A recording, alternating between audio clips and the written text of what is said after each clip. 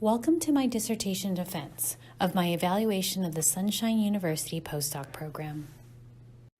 In light of the tough academic job market, my research examined the gaps in the training and preparation of postdocs as they pursue careers as independent researchers, academics, and leaders of their chosen fields. It was important to evaluate the postdoc program because the future of research and creating a better tomorrow relies on the scholarly contributions of postdocs. Evaluating the university's performance will provide the leadership guidance to decisions in improving the postdoc experience. The study took place at Sunshine University. It is one of the world's leading research universities located in a metropolitan city.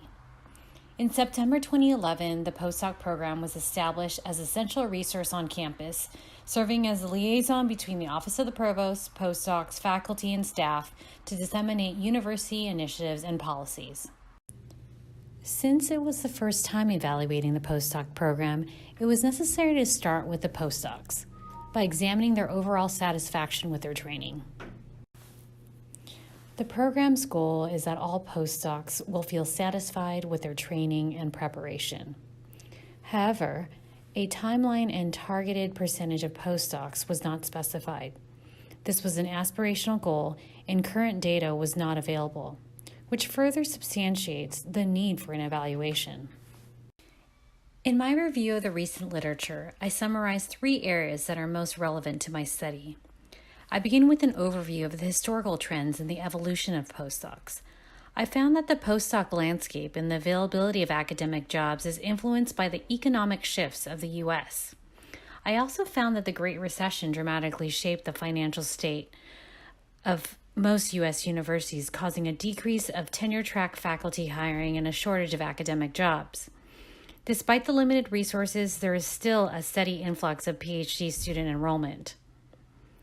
Due to the increased competition in the higher ed job market, researchers report that the postdoc role has changed over the years, becoming more demanding for some. There are detailed concerns about how the training system has negative effects on the postdoc experience. Researchers also reported that there is a shifting demographic amongst the postdoc population. We're seeing more women and international postdocs. While there has been much discussion about the postdoc position over the last 50 years, there's been little progress. However, postdoc advocacy groups at the national level are now undertaking efforts to improve these issues. Some institutions, such as the UCs, have formed postdoc unions.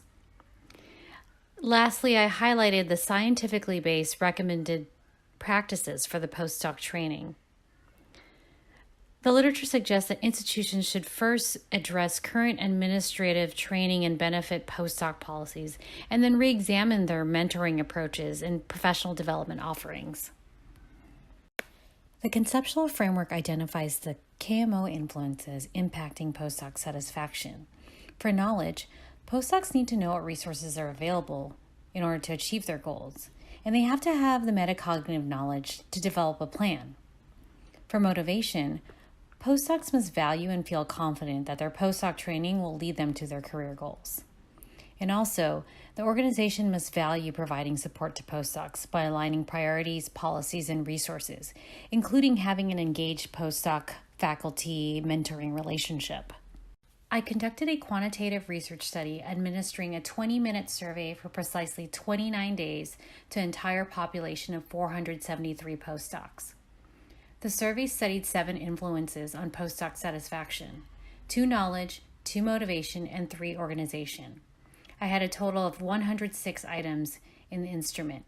I used a 4-point Likert scale to assess the motivation and organization influences, overall satisfaction, and policy recommendations. The data was cleaned by removing 37 incomplete records where the respondent did not indicate whether they had a complete individual development plan, or IDP.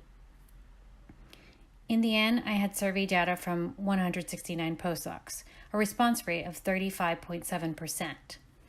After the data was cleaned, data was exported from Qualtrics to SPSS for analysis. Descriptive statistics were used to examine the frequency distribution of each item. Next, I organized the survey items by KMO influence to develop a scale for each one. 6 scales were created to explore value, confidence, organizational culture, policies and resources, the engagement of the faculty advisor, and overall satisfaction. A Cronbach's alpha reliability analysis was performed to measure the internal consistency of each scale. Then a Pearson's R correlation analysis was calculated to measure the strength and direction of the relationship.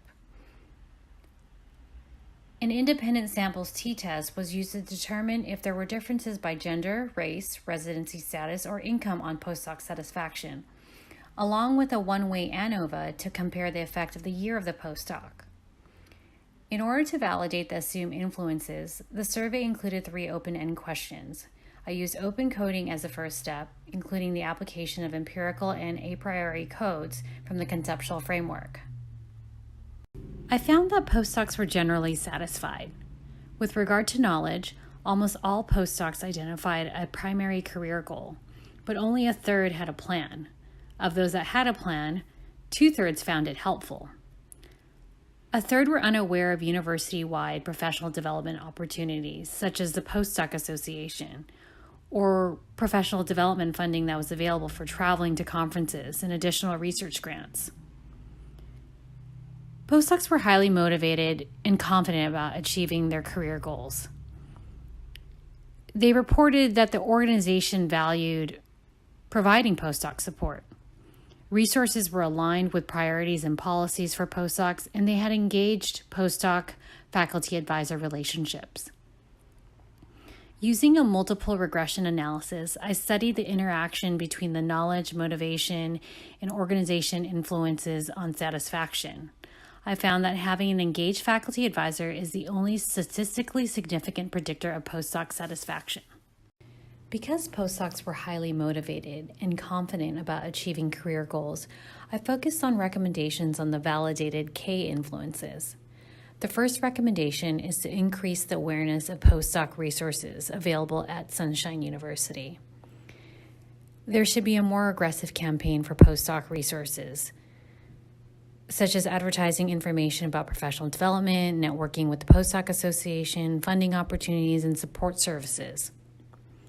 We need to be strategic in publicizing these resources into manageable parts for the postdoc to receive the information through the various university communication channels. Although the findings did not indicate a gap in the area of faculty advisor engagement, it was the only predictive influence for postdoc satisfaction. The gap in metacognitive knowledge to develop a plan is addressed in the second recommendation on how to foster and maintain the number of engaging postdoc faculty advisor relationships. I present a 3-pronged approach for fostering and maintaining engaging postdoc faculty advisor relationships. Committing resources to faculties, such as developing guidelines on mentoring expectations, best practices, or the use of an IDP to enhance postdoc mentoring, should cultivate a culture that recognizes that faculty have limited resources, so they need support to be the best mentor they can be for postdocs. Similarly, postdocs also need to develop better skills to take ownership of the mentoring process. As the literature supports, structured training and mentorship is key to performance. They could use formal training on goal setting, planning, and navigating the process and how to ask the right questions with their faculty mentor. The results and findings of the study show that the postdocs lack a formal mechanism to identify career goals and develop an IDP with their faculty advisor. The practice of good communication between postdocs and mentors is critical for a successful postdoc experience. So the university should consider ways to facilitate effective mentoring through the use of an IDP, perhaps by mandating the use of an IDP for every postdoc prior to yearly appointment renewal could be considered.